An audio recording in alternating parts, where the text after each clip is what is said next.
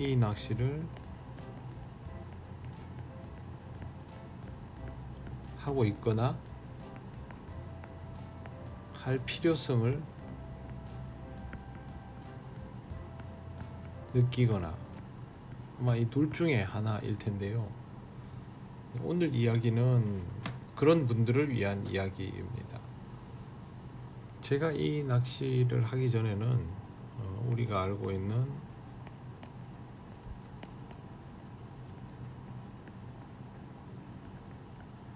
토종붕어 낚시를 했죠. 토종붕어 낚시, 올림 낚시, 바닥 낚시, 이런 이름들을 가지고 있는 낚시를 했어요. 저도 오랫동안 어릴 때부터 성장하는 동안 계속 했으니까요.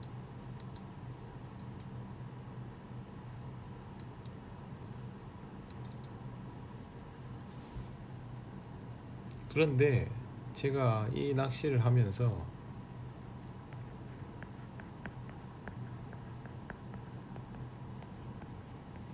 답답하다는 생각을 많이 했어요. 요즘은 개체수가 많이 늘어났지만 예전에는 그런 환경들도 별로 좋지 않았고, 그래서 여러 가지 이유로 뭔가 좀 답답함을 많이 느꼈는데, 제일 답답했던 게 뭐냐 하면 기다린다는 거.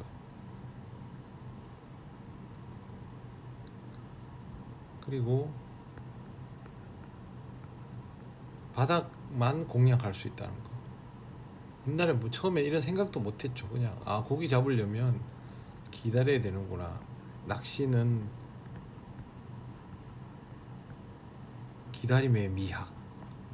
이런 말들 해가면서, 그리고 밤새고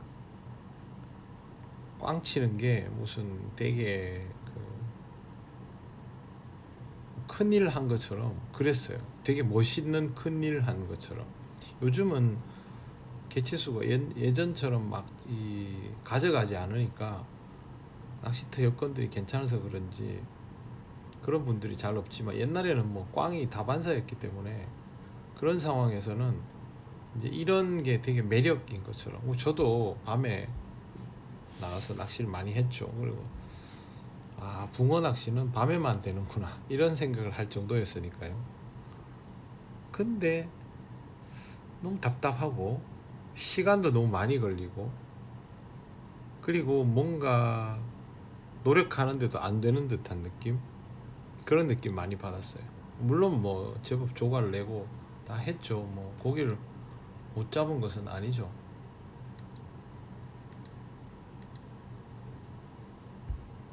그러다가 내림 낚시를 인터넷 카페를 통해서 배우게 됩니다. 저한테 이제 나중에는 제 낚시 친구들이 됐지만 저한테 이 내림 낚시를 알려준 분들이 있어요. 처음에는 독조를 했어요. 동네 노지에 가서 혼자, 여러분 똑같죠. 뭐 인터넷 보고 없는 자료 찾아가면서. 그게 2003년 2004년 이때쯤입니다. 이때 했는데 똑바로 하지도 못했죠. 근데 이것만으로도 조과가 다른 거예요. 첫째, 다른 사람이 못 잡는데도 난 잡아요. 그리고 낮에 할 수 있어요. 낮에. 그 다음에 내가 집어를 하면 폭주를 할 수도 있어요. 똑바로 잘 못했는데도 그랬어요. 그러다가 진짜 내림 낚시를 잘 하는 분들을 만나게 됐고, 이 사람들은 거의 뭐 시합을 나가는 경우들도 있겠지만 하여튼 선수에 필적할 만한 기량을 가진 사람들, 그분들하고 같이 한 6개월 정도 이제 배워가면서 했죠. 근데 이렇게 하면서 뭔가 논리에 안 맞는 느낌. 저는 논리 정연하고 그런 거 되게 중요하게 생각하거든요. 예, 타당하다 아니다 뭐 이런 거. 그동안 뭐 제 영상 보신 분들은 다 아시겠지만 저는 그게 맞다 그러면 받아들이는 편이에요. 근데 아니다 그러면 안 받아들여지는 그런 스타일이에요. 근데 내림을 하면서 뭐가 안 맞는 느낌이 막 들기 시작했어요. 이게 이제 대표적인 게 뭐냐 하면 저부력, 솔리드, 또 그 다음에 건탄 집어제,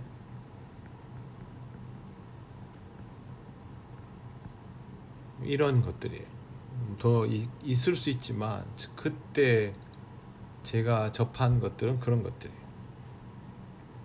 그래서 저부력이 예민하다, 저부력질 써야 된다 뭐 이런 것들이죠. 네. 그 다음에 똑같은 이유로 솔리드질을 써야 된다. 그리고 집어를 할 때 보면 지금 우리가 하는 낚시는 떠법이 뭐 이렇게 생겼잖아요, 그죠? 근데 그때 그분들 하는 거는 이렇지 않았어요. 그때 그분들 하는 떡밥 모양은 이런 식이었어요. 그리고 글루텐도 모양이 이렇게 예쁘게 이렇게 다는 게 아니고 희한하게 삐죽하게 이렇게. 요즘은 그렇게 안 하시는 것 같은데 옛날에는 그냥 그 어분이랑 보리를 손으로 대충 뭉쳐가지고 그렇게 해요. 그러니까 이게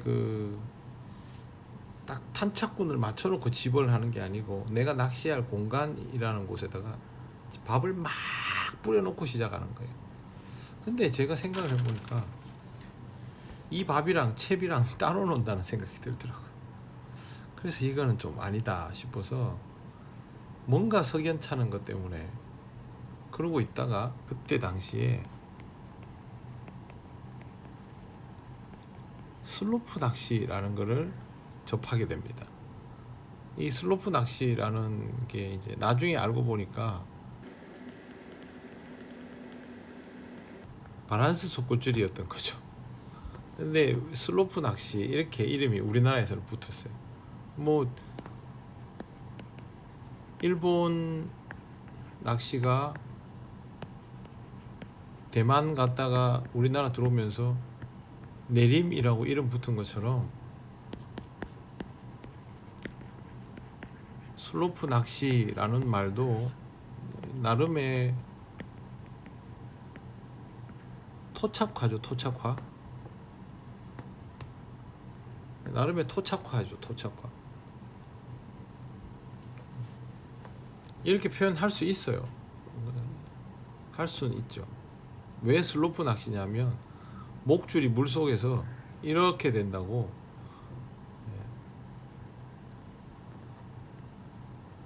이렇게 한다고. 이제 두 개죠, 두 개. 그렇게 해서 슬로프가 진다. 슬로프 낚시. 이렇게 하는 거예요. 그래서 아, 그런가 보다 이러고 슬로프 낚시를 열심히 했어요. 그래서 이제 그때 당시 내림을 하는 사람들이 주류였고 소수의 슬로프 낚시꾼들이 있었는데 중요한 건 이 사람들이 같은 곳에서 낚시를 할 수밖에 없잖아요. 유료터에서. 그러다 보면 이 경쟁하게 되는 거죠. 무슨 뭐 꼭 어떤 느낌이냐면 중국 무협지에 보면 뭐 무당파, 개봉파 이래가지고 개봉파 맞나? 하여튼 뭐 그런 두 개의 그 파가 여기서 우리 무공이 우월하다 이러면서 경쟁하는 그런 느낌인 거예요. 그래서 생각보다 이 은근히 경쟁이 많이 됐습니다. 근데 이 둘은 달랐던 거죠. 그리고 나중에 알게 되죠. 이게 슬로프 낚시라는 게 아니고 바란스 속꽃질이 라는 이름이구나 라는 걸 그때 알게 돼요. 아주 한참 뒤에 알았어요. 이것도 일본 사람들은 이 이름 표현을 안 쓰더라고요. 슬로프 낚시라는 말을 우리만 쓰는 표현인 거예요. 밸런스 속고줄이. 그래 밸런스 속고줄이 뭐 듣고 보니까 두 바늘 다 붙이면 맞는가 보다 해서 이제 어느 날부터는 한 슬로프란 이름을 한 2년 1, 2년 썼나요? 그러고 나서는 나는 속고줄이 한다 라고 하기 시작했고, 속고줄이 아닌 사람들은 내림을 하고 그렇게 하고, 그리고 중요한 게 이 두 개는 확연히 달랐어요. 어떻게 달랐나 하면 여기는 솔리드 톱을 썼습니다. 그리고 여기는 솔리드, 나중에 무크, 튜브 다 썼습니다. 그리고 여기도 극세 튜브를 썼어요. 두꺼운 톱 같은 거는 절대 안 씁니다. 내림에서는. 그 다음에 부력은 중부력이나 고부력을 사용했죠. 여기는 저부력. 그래서 찌 몸통 자체가 여기서는 공작, 갈대만 썼고요.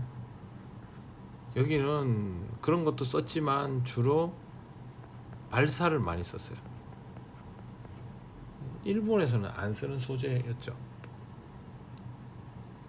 그렇게 해서 이제 낚시를 하게 되는데, 이것만 달랐던 게 아니고 달랐던 게 굉장히 많아요.